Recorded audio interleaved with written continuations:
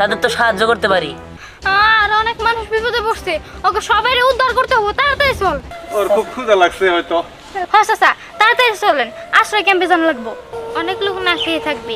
আমি তোদের এখানে যাচ্ছি কিছু মানুষকে ত্রাণ দিতে। আপনারা এখন নিজ নিজ বাড়িতে ফিরে যেতে পারেন।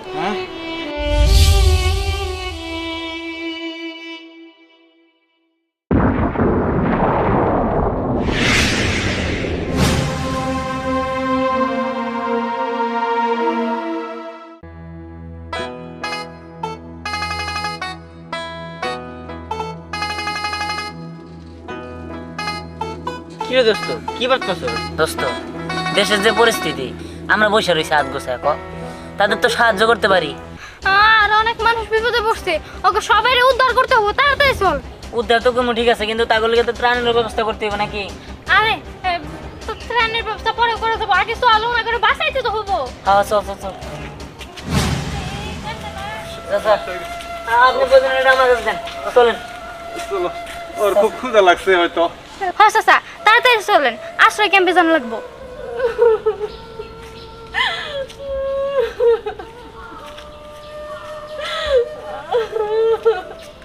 তাড়াতাড়ি আসেন।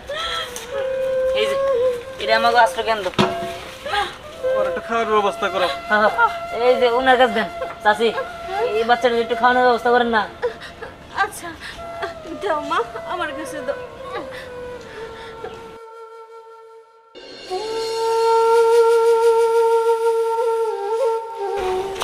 রিহান, শোন, আমাদের আশ্রয় কেন্দ্রর খাবার কিন্তু সব শেষ হয়ে আসতেছে।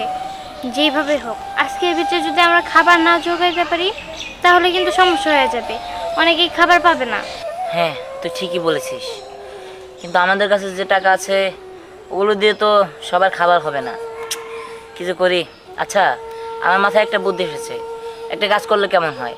মানুষের দাঁড়িয়ে দাঁড়িয়ে গিয়ে বন্যার্ত মানুষদের জন্য সাহায্য চাই, যে যা পারে দিবে। হ্যাঁ, এটা করলে ভালোই হয়।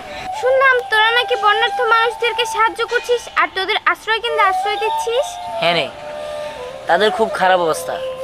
আমাদের কাছে কিছু টাকা আছে, যে মানুষগুলো আছে তাদের সবার খাবার হবে না। আজকের মধ্যে খাবার না কিনতে পারলে অনেক লোক না খেয়ে থাকবে।